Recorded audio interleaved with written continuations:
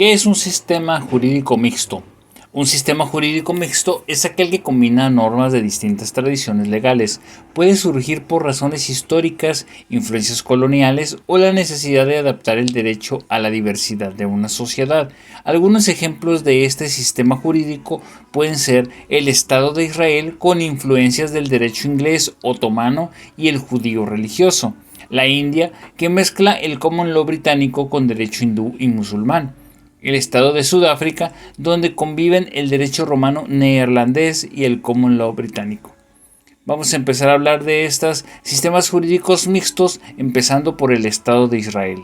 Antes de 1948, coexistían el derecho otomano, que serían las normas islámicas, influencias francesas y costumbres comunitarias como un estado previo al sistema jurídico actual.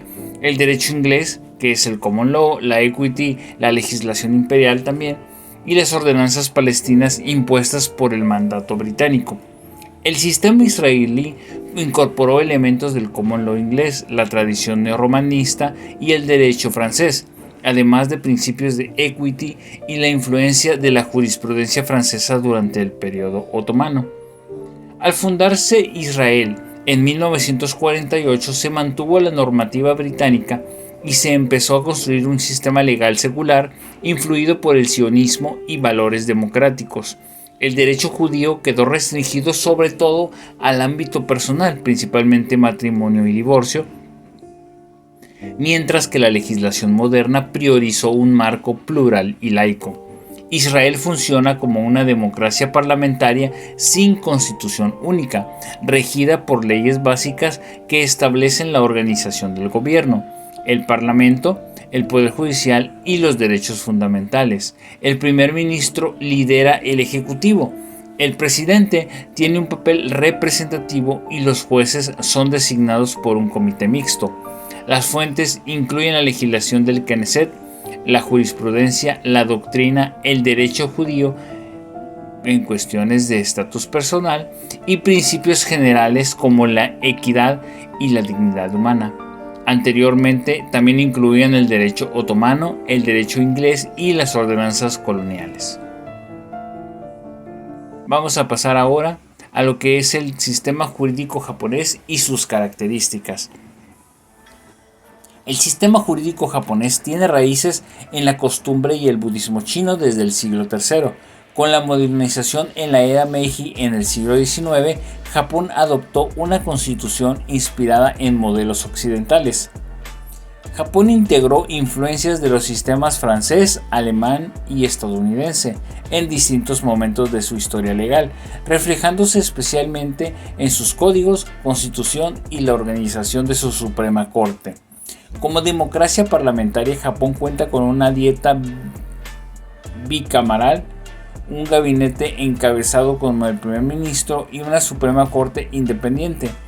El sistema valora la conciliación como vía central para resolver conflictos. Las principales fuentes jurídicas en Japón son la legislación, la jurisprudencia, la doctrina, la costumbre y los acuerdos de voluntades, combinando tradición y apertura hacia nuevas interpretaciones legales. Para continuar, hablaremos del sistema jurídico de la India. La India ha tenido un desarrollo jurídico milenario, desde la civilización del Indo, pasando por la época védica y la influencia mongola, hasta la colonización británica. Tras la independencia en 1947 y la adopción de la Constitución de 1950, se consolidó la República Federal. El common law británico se mezcló con normas religiosas hindúes e islámicas. Tras la independencia, la India eligió un sistema híbrido que combina tradición y modernidad, donde el activismo judicial impulsa reformas y la ampliación de derechos. En su estructura política y judicial de la India es una república federal con presidente, primer ministro y un parlamento bicameral. El sistema judicial lo encabeza la Suprema Corte, apoyada por tribunales estatales y especializados.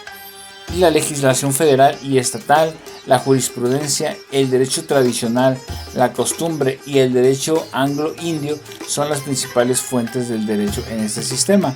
El sistema es plural y posmoderno, con la Suprema Corte como agente clave del cambio social. Vamos a hablar de ahora del sistema jurídico africano y sudafricano. Los sistemas legales africanos forman un mosaico diverso, influido tanto por el derecho colonial, el inglés, francés, portugués y el español, como por las leyes tradicionales de cada grupo étnico.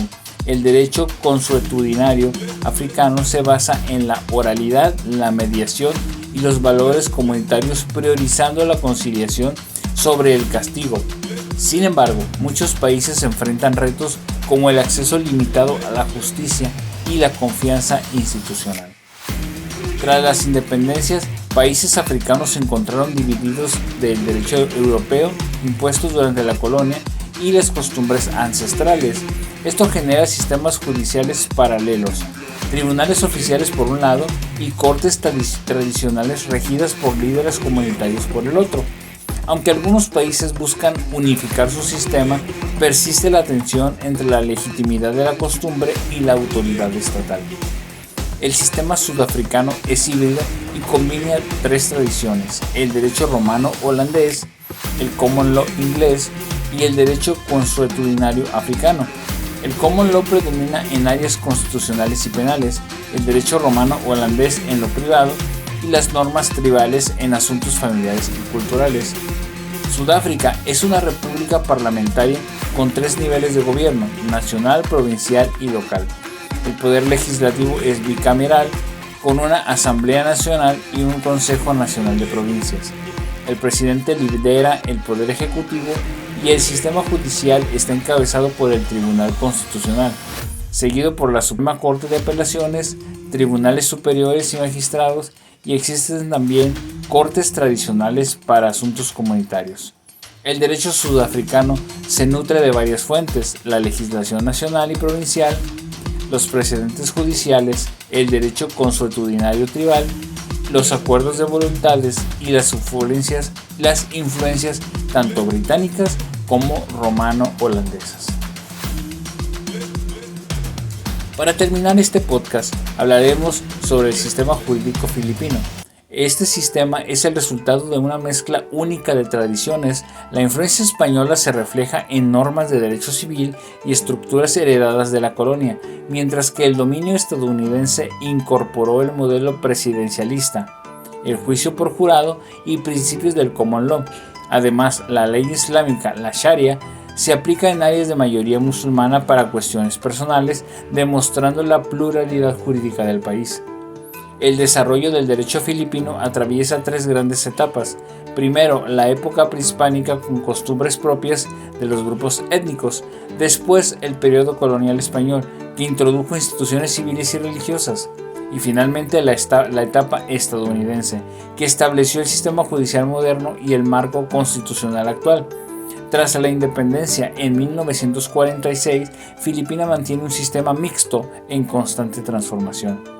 Las Filipinas es una república presidencialista compuesta por tres poderes: el legislativo, que es un congreso bicameral, Senado y Cámara de Representantes; el ejecutivo, presidido por el presidente elegido por voto popular por 6 años; y el judicial, encabezado por la Suprema Corte y tribunales inferiores.